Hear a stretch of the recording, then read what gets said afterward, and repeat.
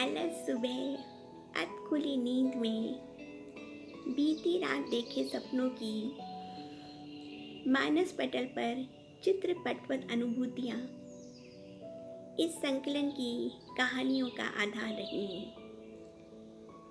अवचेतन मस्तिष्क में बसी बचपन की यादें, देखी सुनी माँ, मौसी, बुआ, चाची की जीवन रेखा, उनके जीवन का संघर्ष और छोटी छोटी खुशियाँ धीरे धीरे परत दर परत समय की सीढ़ियाँ चढ़ती हुई, बिटिया और उसकी हम उम्र सहेलियाँ, किसी हमसफ़र का दर्द, भावनाओं में बहती अपना सुख दुख सुनाती कोई जानी अनजानी भाभी, बहन या सहेली मेरी कहानियों का स्रोत बनी।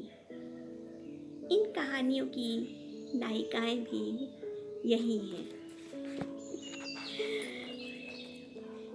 बस, और मैं कुछ आपको बताती हूँ, कुछ अपनी न्यूली पब्लिश्ड बुक तुम्हारी कहानी की कुछ कहानियों की छोटी सी झलक आपको बताती हूँ।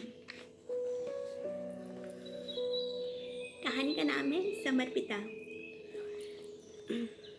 एक झलक।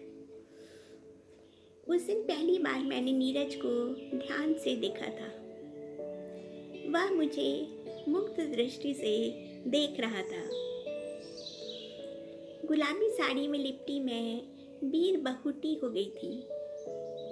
ना जाने ये कैसा सम्मोहन, कैसा इंतजाल मेरे चारों ओर बुनता जा रहा था।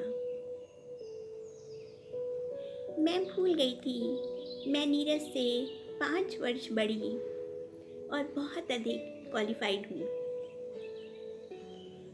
आम के पत्तों और गेंदों के फूलों से सजे मंडप में जब पंडित जी ने मेरा कोमल हाथ नीरज के दृढ़ निश्चयी हाथों में दिया तो मेरा अंग अंग रोमांचित हो उठा।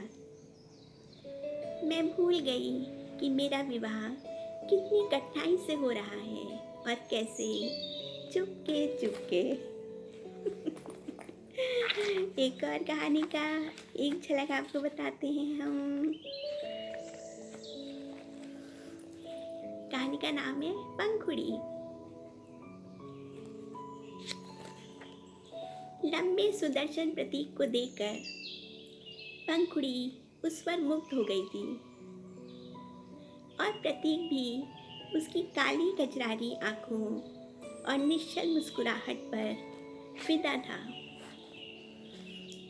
बासंती मौसम, फूलों की बहार और उससे भी सुंदर सजना। पंखुड़ी दिवा स्वप्नों में डोलती रहती। तभी एक वज्रपात हुआ, जैसे कुदरत ने उनके साथ बहुत बड़ा मजाक किया था। पंखुड़ी फपक कर रो पड़ी। इतने दिनों का दबा हुआ लावा जैसे बह निकला। नहीं चाची जी, 7 फेरों के बंधन में नहीं बंधे तो क्या हुआ? मन से मन का बंधन तो है ना। मैं उनको नहीं बुला सकती। तो बस ऐसे ही बहुत सारी भावभीनी कहानियों का संग्रह है मेरी नई पुस्तक तुम्हारी कहानी, जिसमें कहीं न कहीं आपको अपनी छवि भी दिखाई देगी। और ये भारतीय नारी की 100 साल की जीवन यात्रा है, लगभग 1920 से 2020 तक।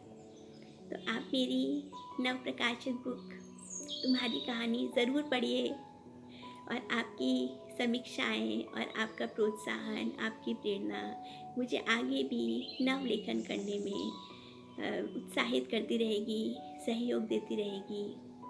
और मैं ऐसे ही इसी प्रकार से आप लोग के लिए तरह तरह की कहानियाँ लिखती रहूँगी।